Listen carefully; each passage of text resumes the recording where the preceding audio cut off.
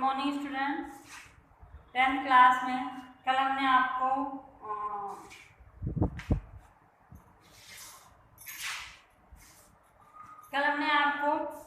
कहाँ तक पढ़ाया था? विकासीय संबंध खोजना, है ना। इसमें हमने कई पॉइंट 5 पॉइंट लिखवाए थे। इसमें पहला पॉइंट जो आपको पढ़ना है वो डालिए समजातम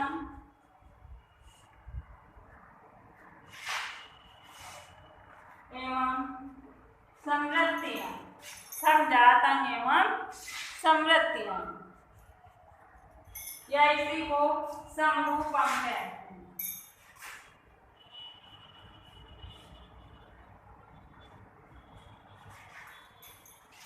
ठीक है, देखो समजातम, सम मीन्स समान, जात मीन्स जात, समान जात है। ठीक है, तो वे अंग, डेफिनेशन ध्यान से लिखिएगा इसको। वे अंग जो उत्पत्ति रचना में समान होते हैं, उत्पत्ति और संरचना में समान होते हैं। वे अंग जो उत्पत्ति और संरचना में समान होते हैं किंतु कार्य में भिन्न भिन्न होते हैं, समजात अंग कहलाते हैं। क्या कहलाते हैं? समजात अंग कहलाते हैं। जैसे मानव मेढक छिपकली के अग्र पैर। ठीक है, लिख लिया। देखिए बेटा, इनके आगे के पैर देखेंगे तो हमें ये अलग अलग दिखाई देते हैं ना। ठीक है, सॉरी, एक जैसे दिखाई देते हैं, इनकी संरचना एक जैसी होती है लेकिन इनके कार्य अलग अलग होते हैं ना, अलग अलग बिल्कुल। तो ये समजात अंग कहलाते हैं। क्या डेफिनेशन लिखेंगे? उत्पत्ति और संरचना में समान किंतु कार्य में भिन्न भिन्न अंगों को हम समजात अंग कहते हैं। जैसे गिलहरी मानव मेढक के अग्र पार।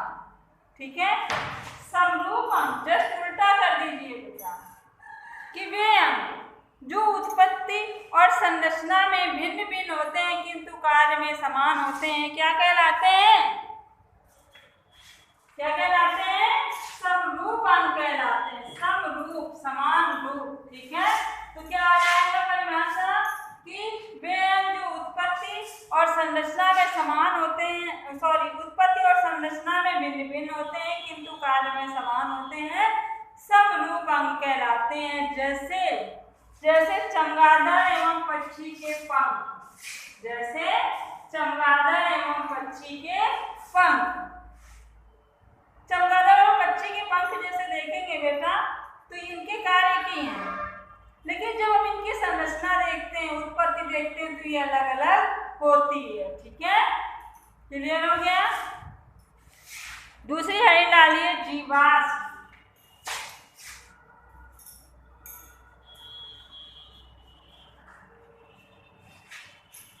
दूसरी हेडिंग क्या डालेंगे?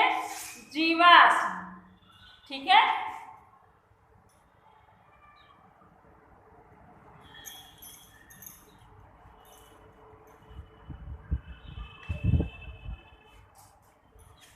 देखो जीवाश्म क्या है बेटा। देखिए, अंगों की संरचना आज के समय से नहीं, पहले से ही इसके बारे में जानकारी हमें मिलती है। कैसे मिलती है? ये तो हम जानते हैं कि जीव की जब मृत्यु हो जाती है तो उसका अपघटन हो जाता है और वो मिट्टी में मिल जाता है। ठीक है, लेकिन कभी कभी कुछ जीव ऐसे होते हैं जिनका पूरी तरह अपघटन नहीं हो पाता। ठीक, जिनका पूरी तरह अपघटन नहीं हो पाता है। जैसे कोई कीट हो गए, कीड़े मकोड़े हो गए, या कोई मृत कीट हो गया, वो मर गया तो वो मिट्टी में दफन हो गया या बर्फ में दब गया। ठीक है, तो उसके शरीर का पूरी तरह अपघटन नहीं हो पाता है। क्या नहीं हो पाता है? उसके शरीर का पूरी तरह अपघटन नहीं हो पाता है। जब वो मिट्टी या बर्फ में दब जाता है, उसका अपघटन नहीं हो पाता है, तो वो अपनी छाप उस मिट्टी में या उस बर्फ में जिसमें दबा है उसमें छोड़ जाता है। उसे हम जीवाश्म कहते हैं। उसे क्या कहते हैं? जीवाश्म कहते हैं। ठीक है, तो डेफिनेशन पहले लिख लीजिए।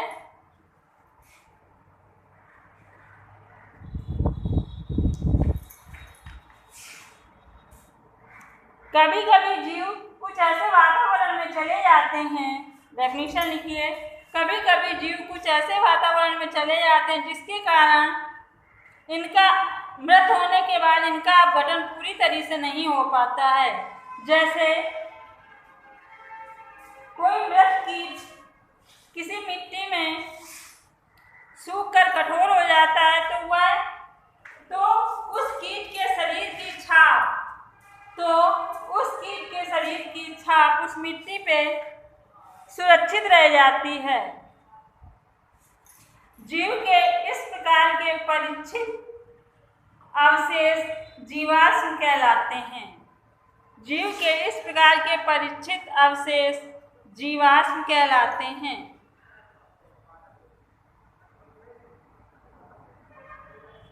ठीक है, देखो बेटा, फिर अगली लाइन से लिखो जीवाश्म का आकलन। जीवाश्म का आकलन दो रूपों से होता है, दो तरीके से होता है, या दो घटक हैं इसके।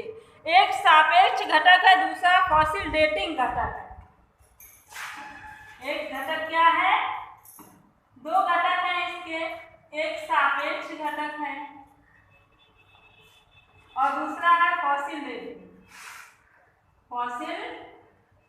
डेटिंग। ओके, दो घटक हैं इनके, एक है सापेक्ष, दूसरा क्या है, फॉसिल डेटिंग। ठीक है, फॉसिल डेटिंग देखो क्या होता है, पहले सापेक्ष समझ लो। यदि किसी स्थान पे खुदाई करते हैं तो एक गहराई तक खोदने के बाद जीवाश्म मिलना प्रारंभ हो जाते हैं।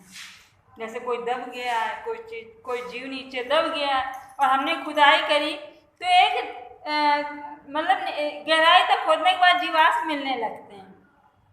ठीक है, ऐसी स्थिति क्या होती है बेटा, तर्क संगत हो जाती है, कि मतलब कोई कुछ कहता है, कोई कुछ कहता है, इसे कहते हैं तर्क संगत। अभी बात समझ में, इसे हम सापेक्ष घटक कहते हैं। क्या कहते हैं, सापेक्ष घटक। दूसरी विधि होती है फॉसिल डेटिंग। फॉसिल डेटिंग क्या है, जिसमें जीवाश्म में पाए जाने वाले किसी एक तत्व के विभिन्न समस्थानिकों का अनुपात के आधार पर जीवाश्म का समय निर्धारण किया जाता है। ठीक है, तो ये छोड़ लीजिए, इसकी डेफिनेशन लिख लीजिए, फॉसिल डेटिंग लिखिए।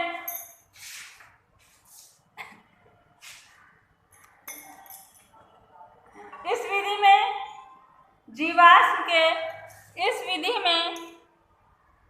जीवाश्म में पाए जाने वाले किसी एक तत्व के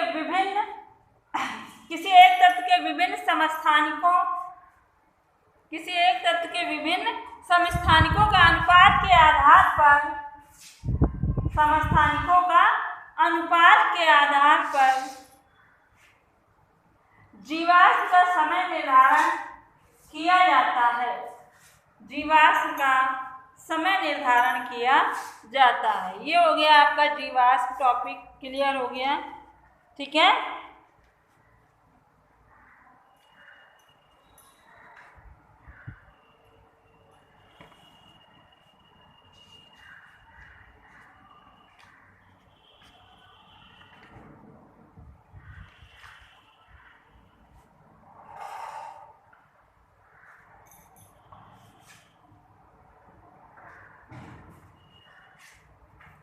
तो ये आज से आपका आनुवंशिकता चैप्टर कंप्लीट होता है।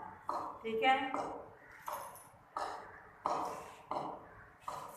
इसके बाद हम आपको कुछ होमवर्क दे रहे हैं, आप ये चैप्टर खत्म होने के बाद इन क्वेश्चन को उसी के पीछे करेंगे। ओके, नोट करिए। क्वेश्चन नंबर 1, आनुवंशिकता किसे कहते हैं? आनुवंशिकता किसे कहते हैं? ग्रेगर जॉन मेंडल द्वारा दिए गए आनुवंशिक नियमों को विस्तार से समझाइए। ठीक है, नेक्स्ट क्वेश्चन लिखिए।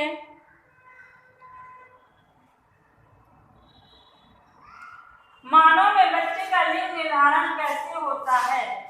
मानव में बच्चे का लिंग निर्धारण कैसे होता है?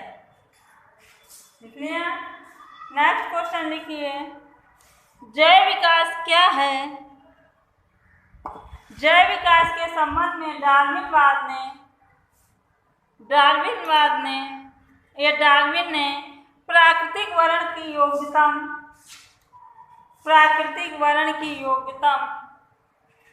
उत्तरजीविका के सिद्धांत को समझाइए।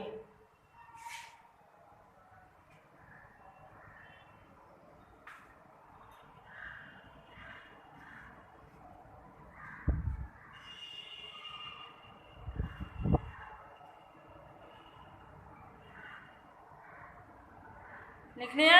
फिर नीचे शॉर्ट क्वेश्चन कुछ लिख लीजिए। लिखिए कि टिप्पणी लिखनी है, शॉर्ट नोट्स, संक्षिप्त टिप्पणियाँ। नंबर 1, समयुग्मनिजी, समयुग्मनिजी तथा विषमयुग्मनिजी, समयुग्मनिजी तथा विषमयुग्मनिजी। ठीक है। नंबर 1, समयुग्मनिजी तथा विषम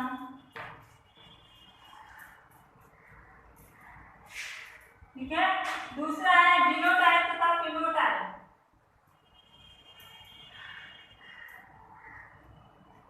जीनोटाइप तथा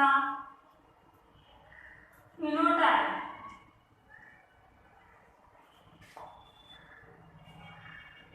तीसरा है प्रभावी तथा प्रभावी,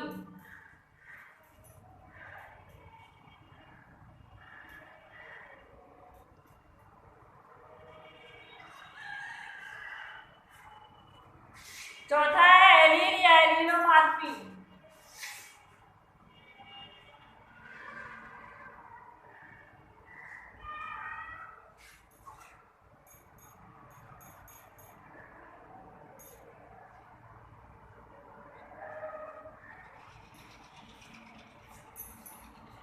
हो गया क्लियर? तो ये शॉर्ट नोट है और जो दो तीन पहले दिए हैं वो लॉन्ग क्वेश्चन है। तो वो आपको आप अपनी रफ कॉपी में करिए या नोट्स कॉपी में करिए, कहीं भी करिए। इन्हें लर्न करना है और इसे लर्न करने के बाद इन्हें अपने आप राइट करना है। ठीक है, ये आपका होमवर्क समझ लीजिए। क्लियर? आ गया? नेक्स्ट लेसन टुमारो रहेगा, कल अगला लेसन शुरू करेंगे। इससे पहले आप ये दोनों लेसन कंप्लीट करिए। Okay, good day.